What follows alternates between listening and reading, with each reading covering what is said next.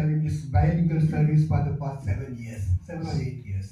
7 वर्षों से हमारी जो सभा है वो 2 भाषाओं में होती आ रही है। My problem is I can either preach in Hindi or in English. मेरी समस्या ये है कि मैं या तो अंग्रेजी या हिंदी किसी एक में प्रचार कर सकता हूँ। I have always been helped by Ashish. और हमेशा आशीष ने मेरी मदद करी है। I am really thankful to him for doing that. उसका मैं धन्यवाद करना चाहता हूँ। That is really a nice help. उससे बहुत सहायता मिली है। And if any of you have your mobiles on, please switch it off. Mobile यदि आपका ऑन है तो कृपया उसको बंद कर Because लीजिए। very often I see during the service people take their mobile, go to this side or to the room. मैंने देखा सर्विस में लोग मोबाइल निकाल के इधर जाते हैं, उस कोने में जाते हैं मोबाइल को लेकर के। That actually doesn't glorify God.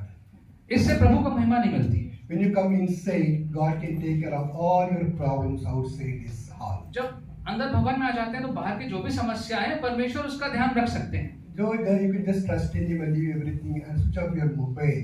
उस पर भरोसा करके उस पर सब कुछ छोड़ करके मोबाइल बंद कर सकते हैं। Okay, please turn to the scripture portion that we read today. आज जो वचन पढ़ा गया उसको निकाल लें। Luke chapter 22 verses 7 to 20. लूका 22 7 से 20। Now this portion that we read, Luke chapter 20 talks about Jesus' preparation for His death on the cross. और ये जो पढ़ा गया ये इसका मतलब है कि यीशु मसीह जो तैयारियां कर रहे थे क्रूस पर उनकी मृत्यु के लिए जो तैयारी कर रहे थे। Before He died, He had to do one last most important thing. और अपनी मृत्यु से पहले एक अंतिम बड़ा आवश्यक काम उन्हें करना था। Verse 15 he says, I have eagerly decided to eat this Passover with you before I suffer. और 15 पद में उन्होंने कहा कि मैं बड़ी लालसा थी कि दुख भोगने से पहले ये फसह तुम्हारे साथ खाऊं। He was eagerly waiting for this Passover meal because he had to do one last thing. क्योंकि इस फसह के लिए बहुत लालसा के साथ वो रुके हुए थे क्योंकि एक अंतिम कार्य उन्हें करना बाकी था। This Passover was very, very important to him. ये फसह उनके लिए बहुत आवश्यक था। And he did not want to miss it. और इससे वो चूकना नहीं चाहते थे। Why do I say that? ये ऐसा मैं क्यों कह रहा हूँ? Please read verses 9 to 12. Chapter 22 verses 9 to 12. Someone can read please. 9 से 12। Prepare for it, they asked. He replied, as you enter the city, a man carrying a jar of water will meet you. Follow him to the house that he enters, and say to the owner of the house, the teacher asks, where is the guest room, where I may eat the Passover with my disciples? He will show you a large room upstairs, all furnished. Make preparations there. उन्होंने उससे पूछा तू कहाँ चाहता है कि हम तैयार करें? उसने उनसे कहा देखो नगर में प्रवेश करते ही एक मनुष्य जल का खड़ा हुए तुम्हें मिलेगा। जिस घर में वह जाए तुम उसके पीछे चले जाना और उस घर के स्वामी से कहो कि गुरु तुझसे कहता है कि वह पाहुनशाला कहाँ है जिसमें मैं अपने चेलों के साथ फसह खाऊं। When the disciple asked Jesus, where do you want us to prepare the Passover meal? He did not give them a direct answer. और जब चेलों ने पूछा यीशु से कि हम फसह की तैयारी कहाँ पे करें तो एक कोई प्रत्यक्ष जवाब यीशु ने उन्हें नहीं दिया। He did not tell them go to certain place to a certain person in certain house and prepare there. और ये नहीं कहा कि बिल्कुल इस जगह जाना और यहाँ पे ये व्यक्ति मिलेगा ये करना, ऐसा स्पष्ट आदेश नहीं दिया। Instead of that, he said, as you enter into the city, you will see a man carrying the water jar. You just follow him. बल्कि ये कहा जब शहर में जाओगे जब आदमी मिलेगा वो पानी का बर्तन लेके जा रहा होगा उसके पीछे पीछे हो लेना। And enter the house that person enters and prepare that. और जिस घर में वो जाएगा उसी घर में तुम चले जाना और वहाँ पे तैयारी करना। And I do believe it is a pre-arranged signal between Jesus and the house owner. और मुझे विश्वास है कि ये पहले से बात तय थी कि उस घर का जो मालिक है वो यीशु जो है कि ऐसा होगा, ये बात तय थी। Because Jesus said the house owner will show you a place fully furnished and ready. क्योंकि यीशु ने कहा कि तुम्हें वो जो मकान मालिक है तुम्हें जगह दिखाएगा जो पूर्ण रीति से तैयार है इस कार्य को करने के लिए। So Jesus knew already that's already been done. Everything is prepared there. तो यीशु को मालूम था कि सारी तैयारियां वहाँ पर पहले से हो चुकी हैं। So all that the disciple need to do is to find the place and prepare there. अब सिर्फ आवश्यक है कि जो शिष्य हैं वो उस जगह को ढूंढ ले वहाँ पे जाकर और तैयारी So that's why this pre-arranged signal. और इसलिए पहले से ये बात जो थी वो तय थी। Now being the Passover festival, on that day in Jerusalem there must have been so many people. और क्योंकि फसह का पर्व था इसलिए यरूशलेम में बहुत ढेर से लोग वहाँ पे आए हुए होंगे। Now 30 years after that particular Passover, they made a survey to find out took a census to find out how many lambs were offered on that day for the Passover. 30 वर्ष के बाद उन्होंने वहां पे एक सर्वेक्षण किया कि कितने वहां पे जो मेमने हैं उनका बलिदान किया होगा उस फसह के लिए, और उन्होंने कुछ पाया। They found there were about 250,000 lambs were slaughtered on that particular day. और पता किया कि उस दिन 2.5 लाख मेमने के बलिदान दिया गया था। According to Jewish regulation, at least you need 10% for each lamb slaughtered.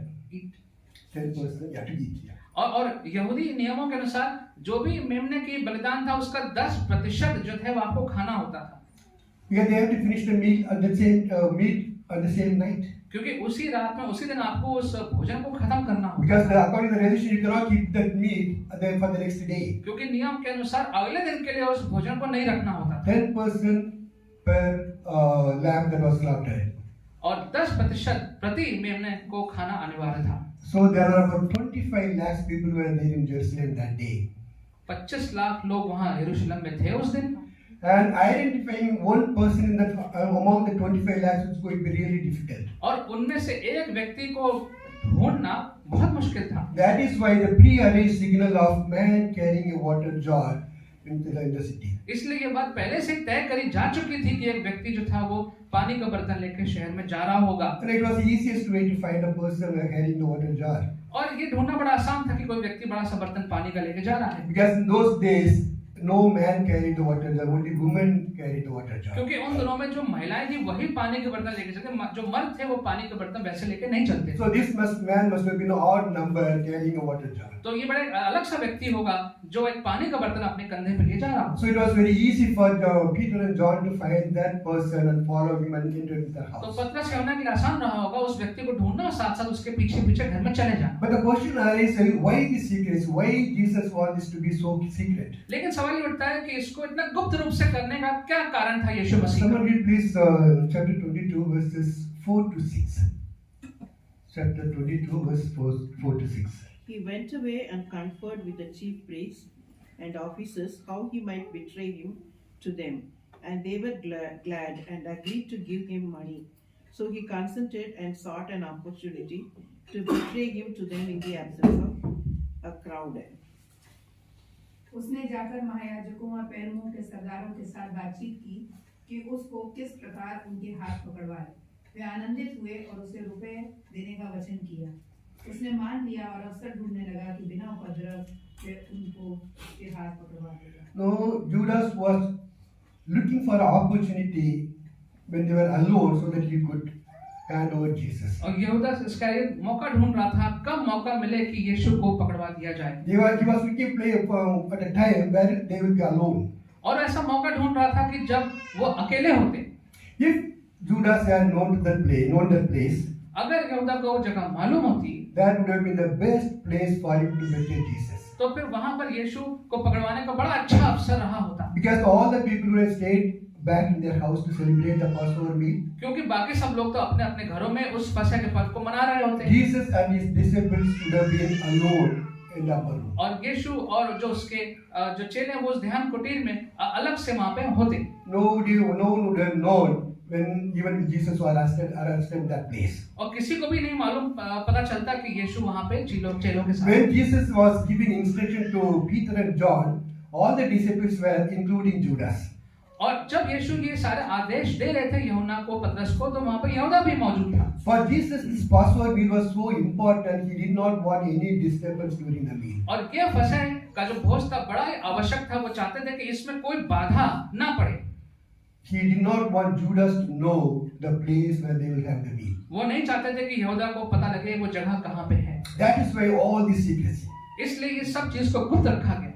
And before we look at what Jesus wanted to do before he left, and what is the Passover all about? और हम जानना चाहते हैं कि ये फसह का पर्व का क्या कारण था, यीशु मसीह यहाँ पे क्या हासिल करना चाह रहे हैं। Now, before we find out what the Passover meal is, we need to find out why they celebrate the Passover. और हमें सबसे पहले ये जानना पड़ेगा कि जो फसह का पर्व इसको मनाते क्यों थे।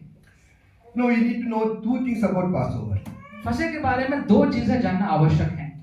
Number one, we need to find out what is Passover, why it was celebrated. पहली बात तो ये जानना है कि ये फसह है क्या, क्यों उसको मनाते थे। None of the four Gospels talk anything about how it was celebrated. चारों जो गॉस्पेल्स हैं उसमें ये नहीं बताया गया है कि क्यों इसको मनाया जाता था। Exodus 12, chapter 12 talks about the Passover. निर्गमन 12 में फसह की बात होती है। And on the 10th day of the first month, और पहले महीने के 10वें दिन पे each person has to take a lamb and slaughter it on the 14th day of the month. और हर व्यक्ति को एक मेमना ले जा करके और फिर एक मेमने को बलिदान चढ़ाना होता था। In fact, every family. हर परिवार को ऐसा करना होता था। And then slaughtered it on the 14th of the month. और 14वें दिन पे उसका बलिदान चढ़ाना होता And था। take some blood of that lamb and put it on the doorpost. और उसके बाद उसका लहू को लेकर के अपने दरवाजे पर लगाना होता And eat the lamb on the day itself. था। और उसी दिन पे उस मेमने को भोजन करना होता They था। had to eat it with the bitter herbs. Bitter herbs. और मसालों के साथ मिलाकर उसको खाना होता था। Someone please read the Exodus chapter 12, verses 12 and 13. Exodus 12, chapter 12 and 13. On that same night I will pass through Egypt and strike down every firstborn of both people and animals, and I will bring judgment on all the gods of Egypt. I am the Lord. The blood will be a sign for you on the house where you are, and when I see the blood, I will pass over you. No destruction, plague will touch you when I strike Egypt. क्योंकि उस रात को मैं मिस्र के देश के बीच में से होकर जाऊंगा और मिस्र देश के क्या मनुष्य क्या पशु सबके पैरोठों को मारूंगा और मिस्र के सारे देवताओं को भी मैं दंड दूंगा। मैं तो यहोवा हूँ। और जिन घरों में तुम रहोगे उन पर वह लहू तुम्हारे निमित्त चिन्ह ठहरेगा, अर्थात मैं उस लहू को देखकर तुमको छोड़ जाऊंगा। और जब मैं मिस्र देश के लोगों को मारूंगा तब वह विपत्ति तुझ पर ना पड़ेगी और तुम नाश ना होगे। So the Passover meal was to commemorate the sacrificial lamb whose blood caused them to escape the judgment that God brought on Egypt. तो ये जो फसह का पर्व था उस बात को याद दिलाता था कि कैसे परमेश्वर ने उन सब इजरायलियों पर न्याय नहीं किया उस रात। It is also commemorating the fact that they were delivered from the slavery in Egypt. और इस बात को भी याद दिलाता था कि जो मिस्र में वो गुलामी में थे उस गुलामी से भी उनको आजादी मिली थी। God asked them to celebrate for generations to come. और सारी पीढ़ियों के लिए परमेश्वर ने कहा कि तुम इस बात को मनाओ। How it was celebrated. कैसे इसको मनाया As I जाता said है? earlier, the four Gospels don't talk about how it was celebrated. जैसे मैंने कहा कि चारों समाचार है उसमें नहीं बताया गया कि कैसे मनाते थे। The portion that we read talks about 2 cups of wine. और यहाँ पर जो हमने पढ़ा गया यहाँ पे दो बातें करी गई हैं। Verse 17 and 20 talks about 2 cups of wine being shared in the family. और यहाँ पर कटोरा की बात करी गई है। But actually, they shared 4 cups of wine. लेकिन 4 दाखरस वो आपस में बांटते थे। They initiated with a cup of wine, और दाखरस से शुरुआत करते थे, but they poured a lot of water in it. लेकिन उसमें बहुत सा पानी डालते थे। Because they did not want any drunkenness in that place. क्योंकि वो चाहते नहीं थे कि लोग जो है शराब के उसके दाखरस के नशे में आ जाएं। Because they had to share 4 cups of that wine that क्योंकि day. 4 बड़े कटोरे उनको बांटने होते थे। And they started with the first cup of wine, and that symbolizes the blessing they received from God. और जो पहला कटोरा था उसका एक चिन्ह था कि जो परमेश्वर से उनको आशीष प्राप्त हुई उस बात का चिन्ह था। Following the first cup, there would be some to wash their hands. और उसके बाद जो था फिर उनको हाथ धोना होता था। It was not their hands were dirty. It was a symbolism to show they are washing their hearts. और इसका मतलब यह था उनके हाथ गंदे थे, लेकिन ये चिन्ह था दिखाने के लिए कि उनके हृदय जो है वो साफ हो जाए। Plus, that this is a symbolic act of cleansing their hearts. तो एक चिन्ह था कि जो दिखाता था कि उनके हृदय जो है वो साफ किए जा रहे हैं। After a brief time of cleaning, they would have something to eat. और उसके बाद फिर अब उनके लिए कुछ खाने का इंतजाम किया जाता था। In a sense, it was like a starter. और जैसे कि खाने से पहले कुछ थोड़ा बहुत खाते हैं वो वहाँ पे They ate bitter herbs.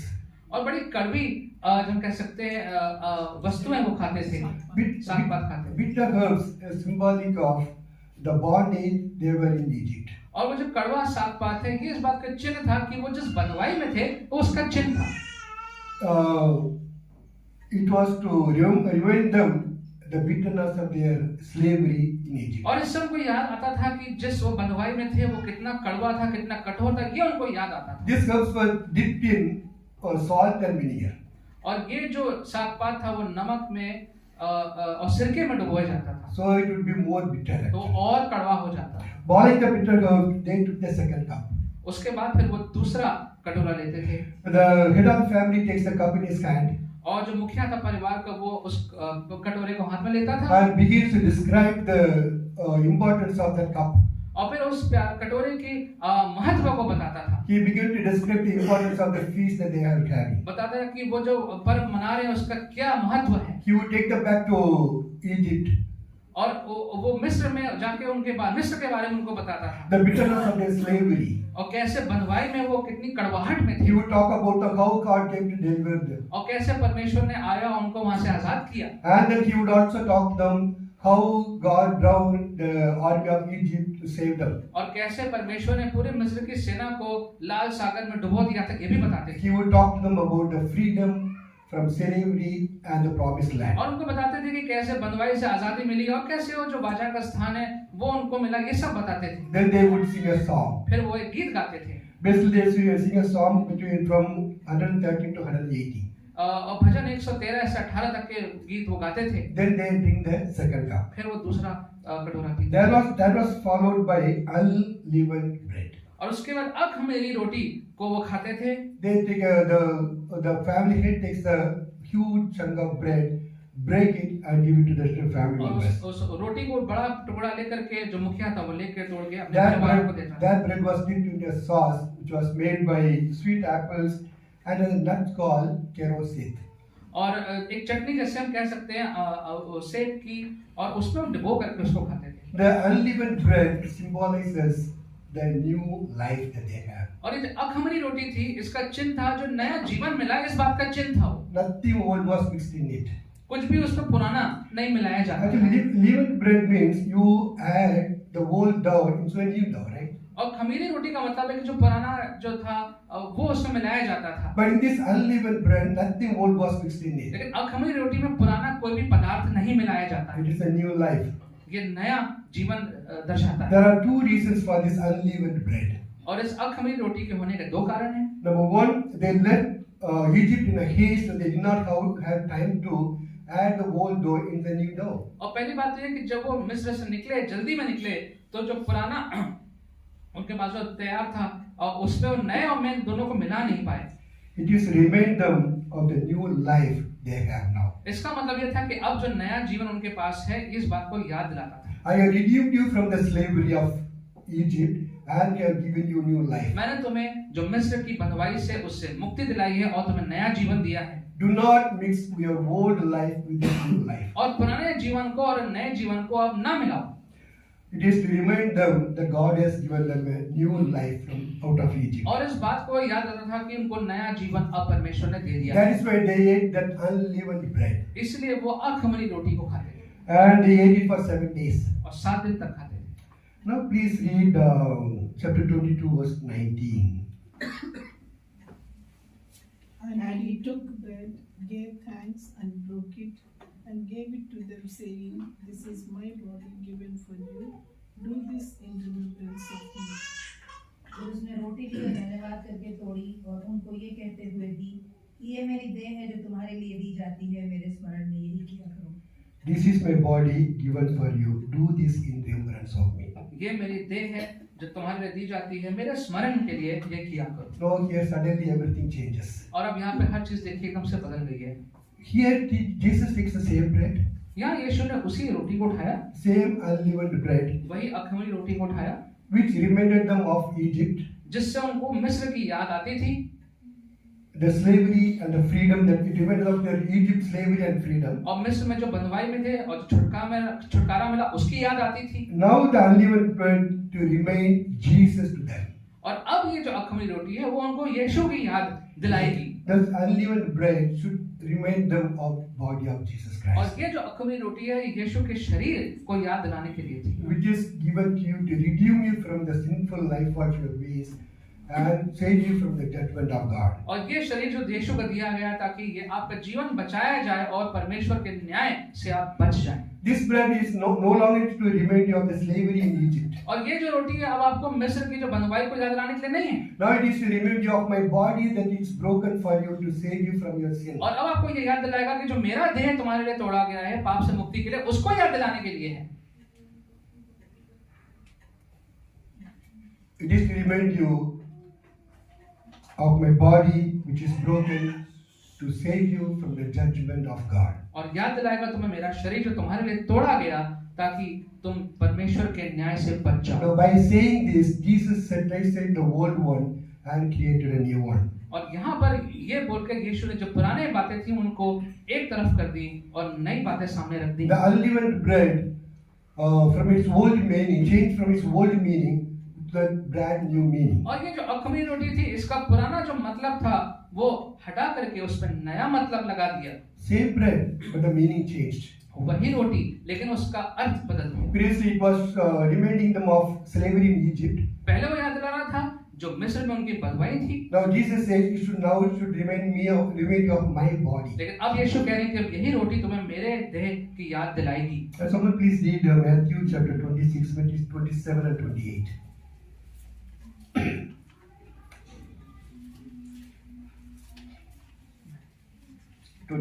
Matthew 26, 27 and 28. Then he took a cup, and when he had given thanks, he gave it to them, saying, "Drink from it, all of you. This is my blood of the covenant, which is poured out for many for the forgiveness of sins." फिर उसने कटोरा लेकर धन्यवाद किया और उन्हें देकर कहा, तुम सब इसी में से पियो, क्योंकि यह वाचा का मेरा वो लहू है जो बहुतों के लिए पापों की क्षमा के निमित्त बहाया जाता है। Again he took the cup, that is the third cup of the wine. और ये तीसरा अब कटोरा उठाया जाता It is है a cup of blessing, they call it a cup of blessing. और इसको बोलते थे आशीष का कटोरा। He transformed the cup of blessing of Passover into the cup of the Lord. और ये जो फसह का जो कटोरा था इसको परमेश्वर के कटोरे में तब्दील कर दिया। Now 1 Corinthians chapter 10 verse 21, Paul calls it the cup of the Lord. और अब पौलुस इसको कोरिन्थियंस में कहता है परमेश्वर का प्याला। This cup of wine is to remind you of my blood that I will be shedding for you on the cross. और ये जो कटोरा है तुम्हें याद दिलाएगा मेरे लहू के बारे में जो क्रूस पे तुम्हारे लिए बहाया जाएगा, For the forgiveness of your sins. तुम्हारे पापों की क्षमा के लिए। No longer the wine to remind you of the blood of the lamb. और अब ये जो है वो तुम्हें उस मेमने के लहू के बारे में याद नहीं दिलाएगा, To protect you from the destroyer. और जो तुम्हारा नाश करने वाला है उससे बचाने के लिए। Now it should remind you of my blood that will protect you from your sin and protect you from the judgment. अब याद दिलाएगा मेरे बारे में जो तुम्हारे पाप से तुम्हें बचाएगा और तुम्हें न्याय से जो बचाएगा। It should remind you of the deliverance from your sin and escape from the judgment. और तुम्हें याद दिलाएगा कि तुम अपने पापों से बचाए गए हो और तुम न्याय से बचाए गए हो, ये याद दिलाएगा। No, he changed the Passover meal and gave transformed to new meaning. और इस फसह के पर्व को पुराना मतलब हटा करके एक नया मतलब उसमें लगा He दिया set aside the old one and established the new one. और पुराने वाले नियम को किनारे करके और नया मतलब उसमें डाल You दिया। know, this was the one last thing Jesus wanted to do it before he left this world. और इस पृथ्वी को छोड़ने से पहले ये अंतिम कार्य वो करना चाहते थे। That's why he did not want any disturbance in that meal. और इसीलिए वो चाहते थे कि इसमें कोई बाधा ना आए इस भोजन में। Now there was a last Passover ordained by God for man. और ये अंतिम जो फसह था वो परमेश्वर ने मनुष्य के लिए तैयार किया था। He would not only change the Passover meal, but he also became the Passover lamb.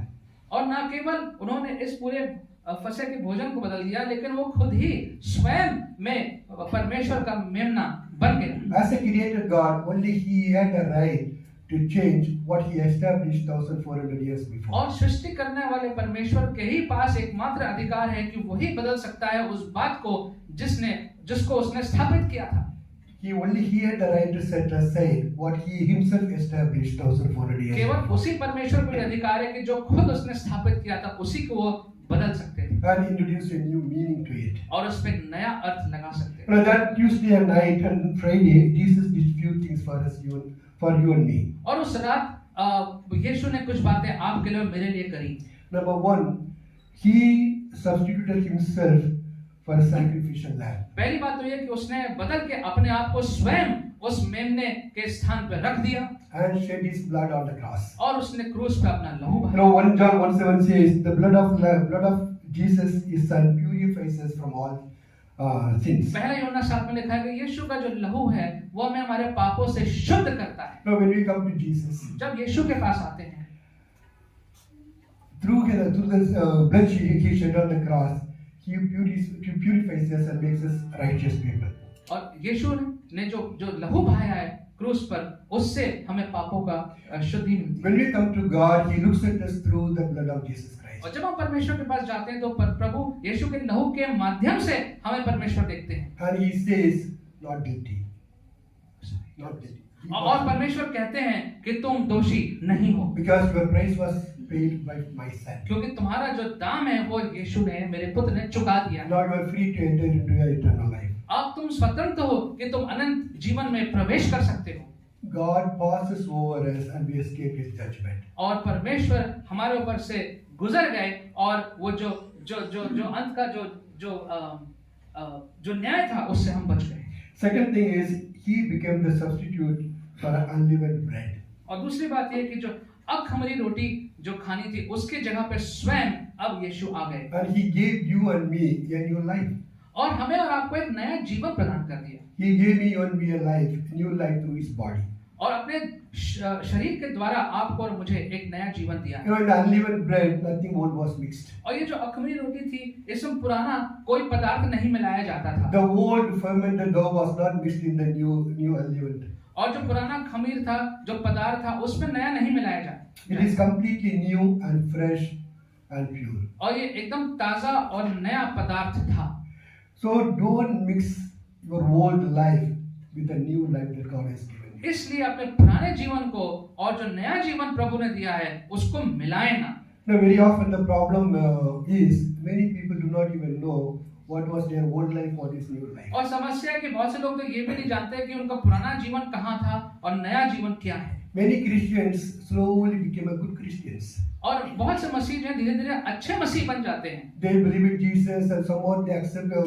They don't accept Jesus, but they believe in Jesus, grow in their faith. That's all. और कुछ लोग जो है वो यीशु को और विश्वास करते हैं और विश्वास में थोड़ा बढ़ने लगते हैं। There was never a point they could pinpoint saying that day I left my old life and came to my new life. लेकिन किसी एक बिंदु पर वो नहीं आ पाते कि हाँ एक ऐसा दिन समय था जिस दिन मैंने अपने पुराने जीवन को त्याग करके नया जीवन ग्रहण कर लिया। Very often Christians think I'm a Christian. Why should I do that? और बहुत से लोग सोचते हैं मैं तो पहले से मसीह हूँ, मैं ऐसा क्यों करूँ?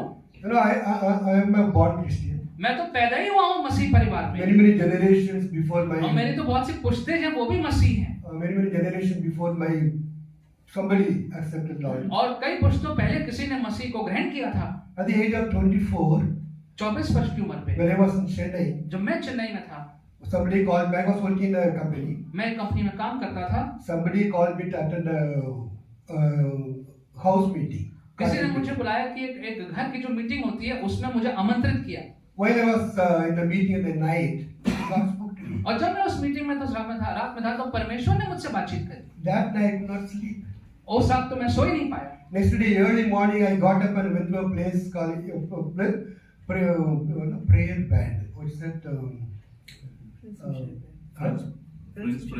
Friends Missionary Prayer Band, FMBB. और अगले दिन मैं उठ के FMBB जो एक ग्रुप है सब उनके पास में गया। I went there. There was a person called Mr. Ponnaya. He led me to Christ. और पुण्य एक व्यक्ति वहाँ पे थे, उन्होंने मुझे परमेश्वर की तरफ मुझे लेके गए यीशु की तरफ। It was 1979 month of May. और 1969 मई का वो महीना था। About 44, 79 nearly 44 years ago. 44 वर्ष में। See, being a person who was born in the Christian family also need that experience. और एक मसीह परिवार में होने के बाद भी वो वाला जो अनुभव है वो आवश्यक है। That is what you are making a cutoff from your old life and the new life. इसीलिए जो पुराना जीवन और नए जीवन में उसमें एक स्पष्ट एक परिवर्तन दिखना It चाहिए। is very, very important for us to do that. और ये करना बहुत आवश्यक है। Very often I see so many Christians who have become good Christians. They do not have that experience in life. मैंने देखा बहुत से मसीह जो धीरे-धीरे अच्छे मसीह तो बन गए लेकिन वो अनुभव परिवर्तन का अनुभव उनके पास नहीं। That is one of the reasons they carry their old life along their new life as और well. यही कारण है कि लोग पुराने जीवन को अपने नए जीवन में भी साथ साथ लिए हुए घूमते हैं।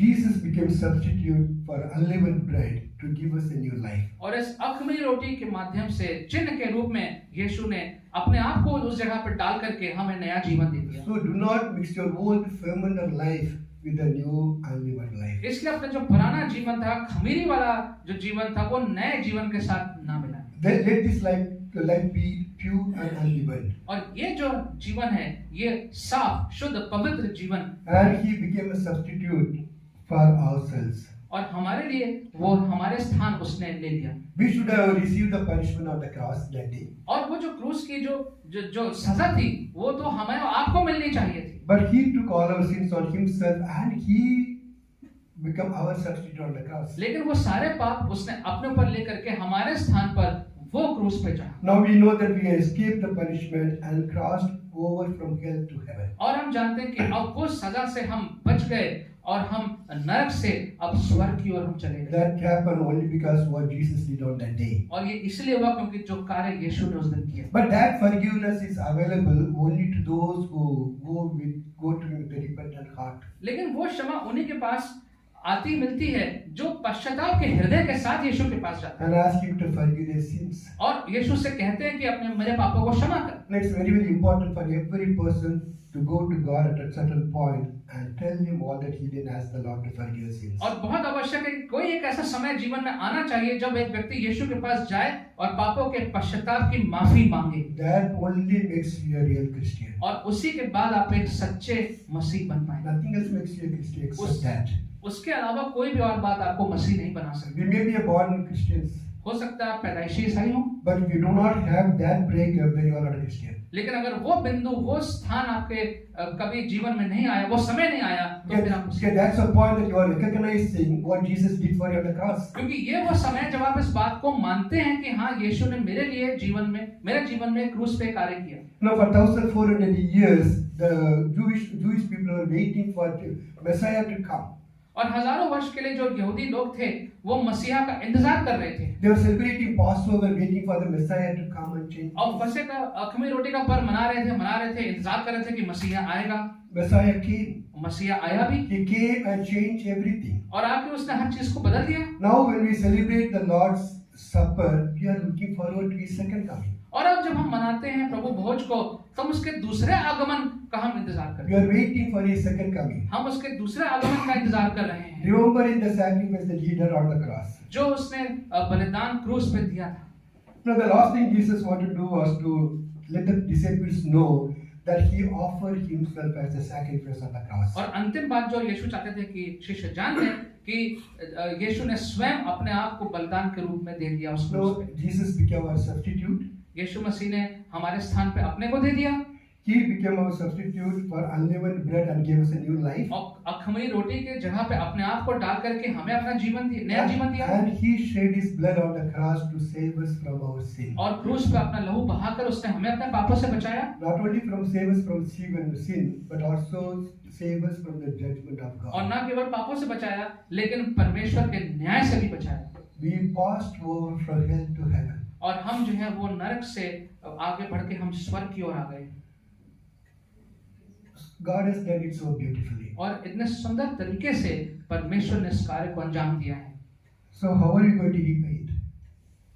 How are you going to repay it? और तो इस बात को आप भरपाई वापसी कैसे करेंगे? Can we repay it in any way? क्या इस बात की हम वापसी या भरपाई कर सकते हैं? By giving a lot of money or things like that? क्या आप पैसे देके किसी और कार्य से कर सकते हैं? No, you cannot repay. नहीं, वापस नहीं कर सकते। It cannot be repaid by any human being. इस चीज की भरपाई वापसी नहीं हो सकती। When God does not expect any repayment as well. और परमेश्वर अपेक्षा भी नहीं करता कि हम किसी प्रकार से उसको इस बात को वापस करने की कोशिश करें। But He expects one thing. एक बात की अपेक्षा परमेश्वर करते हैं, Please live a life that glorifies God. ऐसा जीवन व्यतीत करें जो परमेश्वर की महिमा देता है। He says, remember what I have done for you.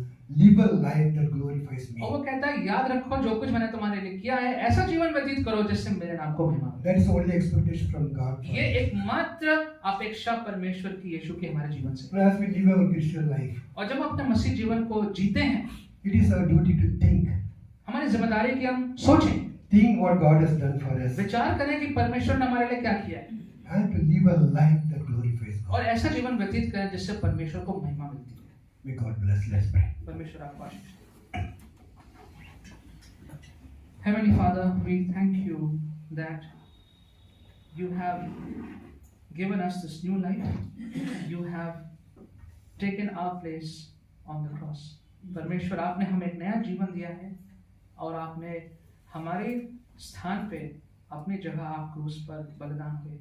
And thank you, Lord, that you have done it in such a beautiful way where we can understand bit by bit what you did and how you've done. प्रभु धन्यवाद करते हैं प्रभु कि सुंदर तरीके से वचन में देखा कि एक एक चीज देखी हमने कैसे आपने पूरा पुरानी व्यवस्था को बदल करके और नई व्यवस्था आपने हमें दी है। Help us, Lord, to let this fact change into a very deep experience.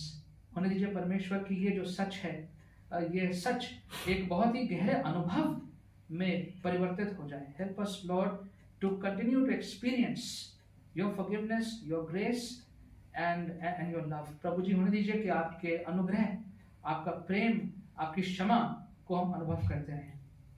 And Lord, we especially pray that if there's anyone here this morning who has any doubt about his or her life, किसी को अगर यहाँ पे कोई संदेह है अपने जीवन के बारे में, if there's anyone who is living a mixed life of old and new, अगर कोई भी यहाँ पे प्रभु है जो अपने पुराने और नए जीवन के मिश्रित जीवन में व्यतीत कर रहा है, Lord, it's a prayer. You reach out to that person, you touch that person, Lord, and help that person to know that you are the Passover lamb and the old life is not required. परमेश्वर होने दीजिए कि वो व्यक्ति यहाँ पे जान ले कि उस पुराने जीवन की कोई आवश्यकता नहीं है और आपने नया जीवन दिया है। Thank you, Lord, this morning for speaking to us. Thank you, Lord, for this beautiful word that you given to us. धन्यवाद प्रभु, इस सुंदर शब्द, सुंदर वचन जो आपने आज हमारे जीवन में दिया है। In Jesus' name.